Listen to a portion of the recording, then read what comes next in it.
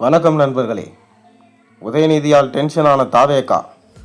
சட்டசபையில் இன்று எதிர்க்கட்சித் தலைவர் உதயநிதி கொண்டு வந்த கோவை மாவனன் கொலை வழக்கின் கவன ஈர்ப்பு தீர்மானத்தின் போது அமைச்சர் சரத்குமாரின் பவுடர் விவகாரம் குறித்து உதயநிதி பேசியதால தாவேகா திமுக இடையே கடும் வாக்குவாதமும் அமளியும் நிலவியது. 4 நாள் விடுமுறைக்கு பிறகு இன்று தமிழ்நாடு சட்டப்பேரவை மீண்டும் கூடியது. மானிய கோரிக்கைகள் மீதான விவாதம் தொடங்கிய நிலையில் கோவையில் கல்லூரி மாணவர் அமுதன் விடுதி வளாகத்தில் கொடூரமாக தாக்கப்பட்டு உயிரிழந்த சம்பவம் சட்டப்பேரவையில் பெரும் பரபரப்பை ஏற்படுத்தியது. அவை கூடியதும் திருக்குறளுடன் பேரவை நடவடிக்கைகளை சபாநாயகர் ஜே.சி.டி. பிரபாகர் தொடங்கி வைத்தார்.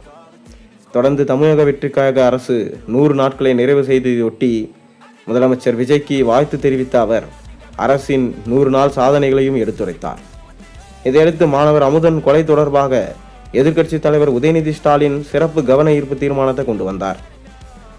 மாணவர் கொலை சம்பவத்தை வெறும் கோஷ்டி மோதல் என கருத முடியாது என்றும் இது மிக பெரும் பிரச்சனை என்றும் அவர் வலியுறுத்தினார். தொடர்ந்து போதைப்பொருள் விவகாரத்தையும் உதயநிதி ஸ்டாலின் சட்டப்பேரவையில் எழுப்பினார்.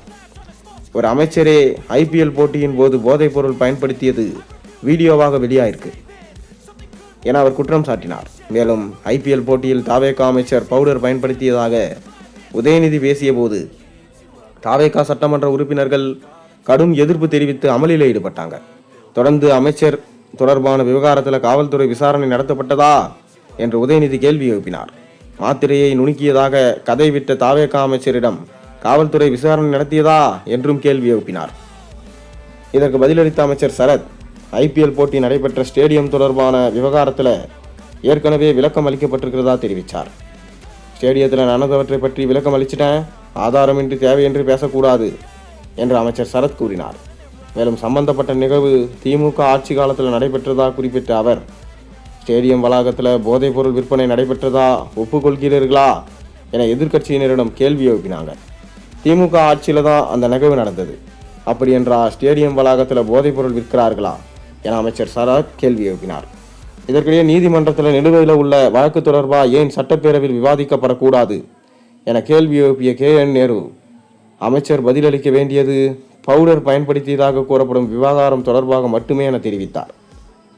கோர்ட்டில் இருக்கும் வழக்கு பற்றி ஏன் பேசுகிறீர், பவுடர் பயன்படுத்தியது பற்றி மட்டும் அமைச்சர் பதில் தரட்டும் என KN நேரு கூறினார்.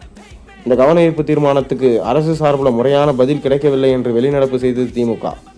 இந்நிலையில் அமைச்சர் சரத்குமார் குறித்து எதிர்க்கட்சித் தலைவர் உதயநிதி ஸ்டாலின் பத்திரிகையாளர்கள் அளித்த பேட்டியில் எங்கள் கழகத்தின் உறுப்பினர்கள் யாராவது இது போன்று செய்திருந்தால் நிச்சயம் நடவடிக்கை எடுத்திருப்போம், ஏன் இந்த அரசு செய்யவில்லை? அது மட்டுமின்றி அமைச்சர் சரத்குமாரின் கேள்விக்கு பதிலளித்த அவர் அப்படிதான் அவர் போதைப் பொருள் பயன்படுத்தியதை ஒத்துக்கிறாரா, அவர் கேட்டு சொல்லுங்க என்று உதயநிதி பதிலளித்தார்.